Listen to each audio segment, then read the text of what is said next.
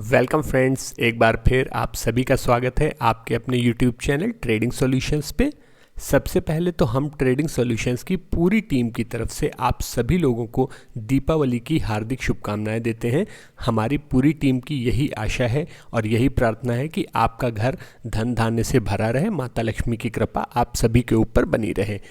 तो आइए इसी के साथ हम लोग शुरू करते हैं अपना इस हफ्ते का बेमिसाल चार्ट का एपिसोड।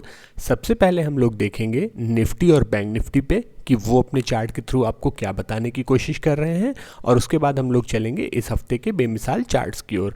तो आइए सबसे पहले चलते हैं निफ्टी के चार्ट को देखते हैं। तो अभी आप अपने स्क्रीन पे देख रहे हैं निफ्टी का वीकली चार्ट, जिसके ऊपर कुछ लाइंस हम लोगों ने मार्क की हुई हैं। ये हमारे पुराने एपिसोड के अंदर हम लोगों ने ये लाइंस ड्रॉ की थी सपोर्ट रेजिस्टेंस की। तो आपको जैसा मैंने बताया था कि यहाँ पे नीचे एक सपोर्ट है जहाँ से टकरा के निफ्टी ऊपर की ओर गया था, और हमारे लिए एक मेजर रेजिस्टेंस था 19,250 का। अभी हम लोग देख रहे हैं कि निफ्टी इस 19,250 के लेवल के ऊपर कंफर्टेबली सस्टेन कर रहा है। तो अभी जो नीचे की लाइंस रह गई हैं इनका अभी फ़िलहाल के लिए कोई मतलब नहीं है, तो इनको हम लोग अभी के लिए डिलीट कर देते हैं। अगर निफ्टी में फिर से कभी कोई गिरावट देखने को मिलेगी तो हो सकता है हमें फिर से इन लाइंस को ड्रॉ करना पड़ेगा। अभी के लिए हमारे लिए जो सबसे ज़्यादा इंपॉर्टेंट लेवल्स हैं उनको मार्क करते हैं। ऊपर देखिए ये लेवल 19,530 के आसपास का एक लेवल है जो रेजिस्टेंस की तरीके से निफ्टी के लिए काम करेगा, और उसके बाद अगला लेवल जो होगा वो 19,800 के आसपास का है। ये सारे स्पॉट के लेवल हैं। ये लेवल्स जो है वो निफ्टी के लिए अभी फर्दर रेजिस्टेंस की तरीके से काम करेंगे। एक बार डेली चार्ट के अंदर चलते हैं निफ्टी के, और वहाँ पे भी देखिए आपको क्लियरली समझ में आएगा कि ये लेवल्स जो हैं वो क्लियर कट रेजिस्टेंस के लेवल हैं। ये देखिए यहाँ पे आपको देखने को मिल रहा होगा कि 19,500 पे आपको रेजिस्टेंस देखने को मिल सकता है, और उसके बाद 19,800 तक। इन लेवल्स को ब्रेक करने के लिए निफ्टी को क्या करना होगा? गैप अप ओपनिंग करने के बाद सस्टेन करना होगा, या एक सुपर कैंडल के थ्रू इन लेवल्स को ब्रेक करना होगा। तो चलिए अब एक बार देखते हैं कि बैंक निफ्टी में क्या चल रहा है। ये देखिए बैंक निफ्टी का चार्ट आप देख रहे हैं, इस पे भी हम लोगों ने बहुत सारी ड्राइंग्स की हुई हैं। जब से यहाँ पे डबल टॉप बना था उसके बाद से आपने देखा कि बैंक निफ्टी के अंदर अच्छी गिरावट आई, लेकिन बैंक निफ्टी अपने एक सपोर्ट से टकरा के ऊपर जाने की कोशिश कर रहा है। लेकिन निफ्टी की तुलना में बैंक निफ्टी अभी ज़्यादा कमज़ोर नज़र आ रहा है। बैंक निफ्टी में स्ट्रेंथ कम नज़र आ रही है, क्योंकि आप देखेंगे कि बैंक निफ्टी अभी भी अपने रेजिस्टेंस जोन, ये जो रेजिस्टेंस जोन आपको दिख रहा है ये हम लोगों ने पिछली बार मार्क किया था, तो अभी भी बैंक निफ्टी अपने रेजिस्टेंस जोन के आसपास ही है। ये देखिए पिछले पूरे हफ्ते आपने देखा कि ये इस रेजिस्टेंस जोन के आसपास ही बैंक निफ्टी जो है वो घूमता रहा। अभी ये लेवल जो है बैंक निफ्टी के लिए 43,840 का लेवल, ये एक छोटे टाइम में रेजिस्टेंस की तरीके से काम करेगा। मैं आपको मार्क करके दिखा देता हूँ। ये इसको ऊपर की ओर शिफ्ट कर देते हैं थोड़ा सा।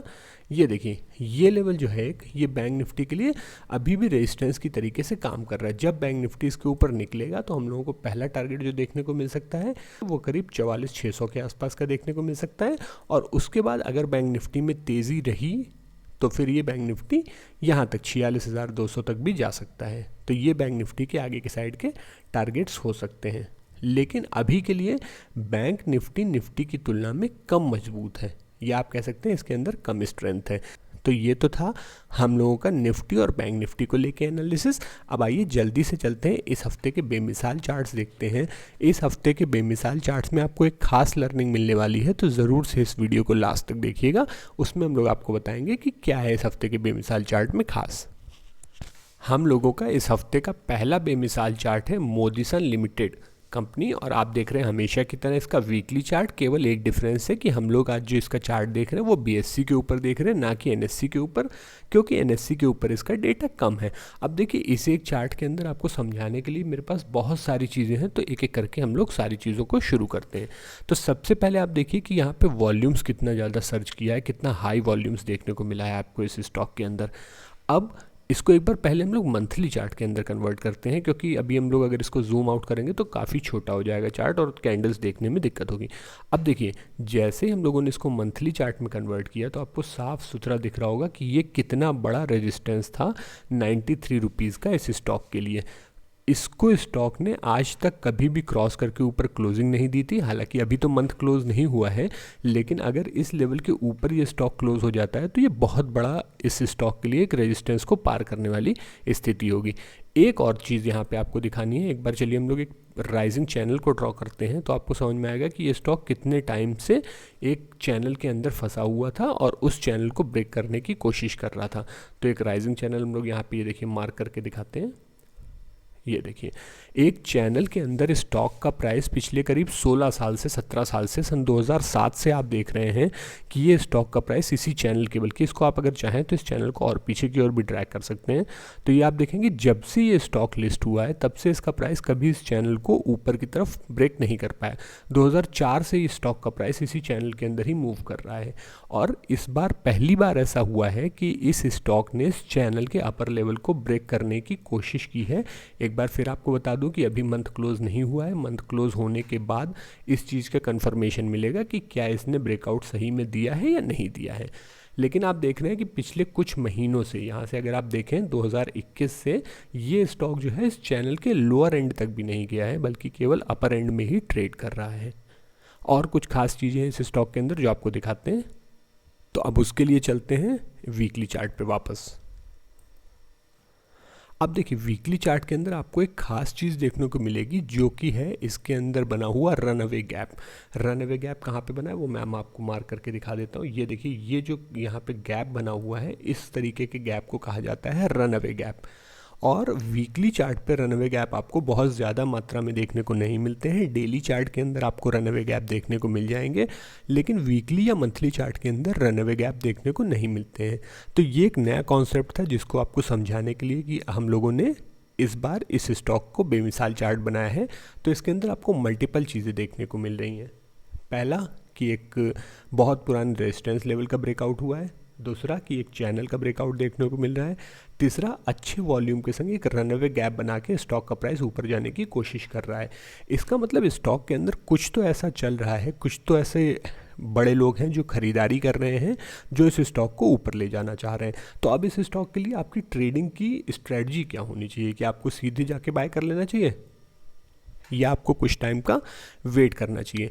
तो अभी आपने देखा कि पिछले हफ्ते इस स्टॉक ने करीब 100 रुपीज़ से 98 रुपीज़ से रैली स्टार्ट की और 117 के पास तक गया। मतलब कि ये स्टॉक करीब करीब 20% ऑलरेडी चल चुका है पिछले हफ्ते के अंदर।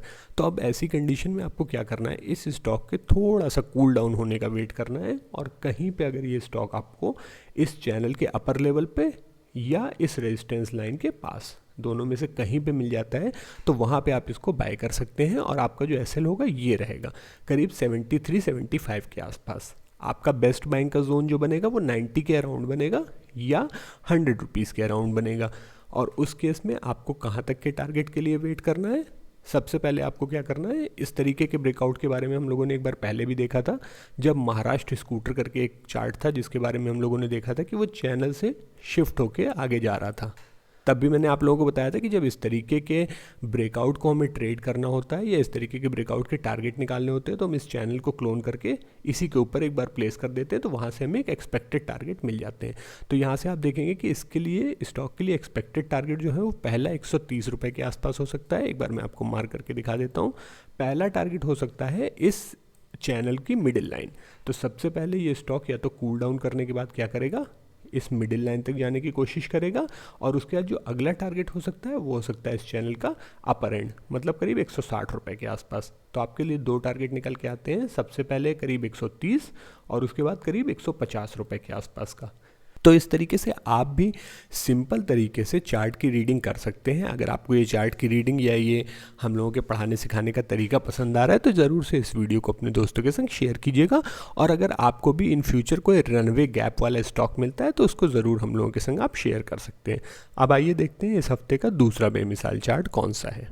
इस हफ्ते का दूसरा बेमिसाल चार्ट है फार्मा सेक्टर की एक कंपनी मार्क्संस फार्मा। आप देख रहे हैं कि फार्मा सेक्टर के अंदर काफ़ी ज़्यादा तेज़ी देखने को मिल रही है। आप कोई भी स्टॉक अगर फार्मा सेक्टर का उठा के देखें तो आप देखेंगे जैसे ऑरो फार्मा के अंदर भी आपको अच्छी तेज़ी देखने को मिल रही है, उसी तरीके से मार्क्संस फार्मा भी एक स्टॉक है फार्मा सेक्टर का जिसके अंदर हम लोगों को ऐसा लग रहा है कि काफ़ी अच्छा ट्रेडिंग सेटअप बन रहा है। तो सबसे पहले आइए इसको देखते हैं कि क्या है इसके अंदर जो इसको बेमिसाल चार्ट बनाता है। जब आप इसको एक नज़र देखेंगे तो आपकी समझ में आएगा कि ये स्टॉक के लिए एक बड़ा लेवल था। एक बार चलिए इसको भी मंथली चार्ट के अंदर कन्वर्ट कर देते हैं और फिर देखिए आपको दिखाते हैं।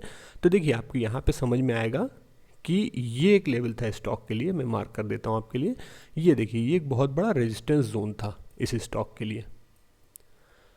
हम लोगों ने देखा कि आज से करीब 3-4 महीने पहले इस स्टॉक ने इस रेजिस्टेंस जोन का ब्रेकआउट दिया। उसके बाद पिछले 3 महीने तक इस स्टॉक का प्राइस कूल डाउन हुआ या रीटेस्ट के लिए फिर से इस रेजिस्टेंस जोन के पास आया और वहाँ से फिर से ऊपर जाने की तैयारी करने लगा। पहली चीज़ तो ये आपकी समझ में आई। दूसरी चीज़ आप देख रहे हैं कि लगातार इस स्टॉक के अंदर अप ट्रेंड कायम है अभी भी। ये देखिए हायर बॉटम्स की श्रृंखला अभी भी बन रही है। तो अभी दूसरी चीज़ हम लोगों की ये समझ में आ रही है कि अभी भी इस स्टॉक के अंदर हायर बॉटम्स बन रहे हैं या अप ट्रेंड चल रहा है। एक मेजर रेजिस्टेंस का ब्रेकआउट हुआ तो उसके बाद रीटेस्ट हुआ और उसके बाद फिर से आगे की रैली दिखा रहा है ये स्टॉक। अगर आप इसके मंथली चार्ट को देखें तो आपको इसके मंथली चार्ट के अंदर एक पोल एंड फ्लैग जैसी फॉर्मेशन भी देखने को मिल रही होगी। ये देखिए इसका पोल और फ्लैग मैंने आपके लिए मार्क करके दिखाया है। तो मंथली चार्ट पे पोल एंड फ्लैग भी देखने को मिल रहा है। हालांकि अभी तक इसका ब्रेकआउट कंफर्म नहीं हुआ है, जैसा कि पिछले स्टॉक के अंदर था। जब मंथ क्लोज होगा तब इसका ब्रेकआउट कंफर्म होगा। अभी तक हमें केवल पोल एंड फ्लैग जैसी फॉर्मेशन देखने को मिल रही है। अब एक बार इसको हम लोगों ने यहाँ तक देख लिया, अब इसको वीकली चार्ट के अंदर कन्वर्ट करते हैं और जिस बेसिस पे हम लोगों ने इसको बेमिसाल चार्ट बनाया है वो देखते हैं। एक देखिए आप यहाँ पे वॉल्यूम भी आपको अच्छा देखने को मिल रहा है और एक परफेक्ट आपको कप एंड हैंडल जैसी फॉर्मेशन यहाँ पे देखने को मिलेगी। Picture perfect cup and handle मैं आपको मार्क करके दिखाता हूँ। ये देखिए ये बना कप और ये बना इसका हैंडल।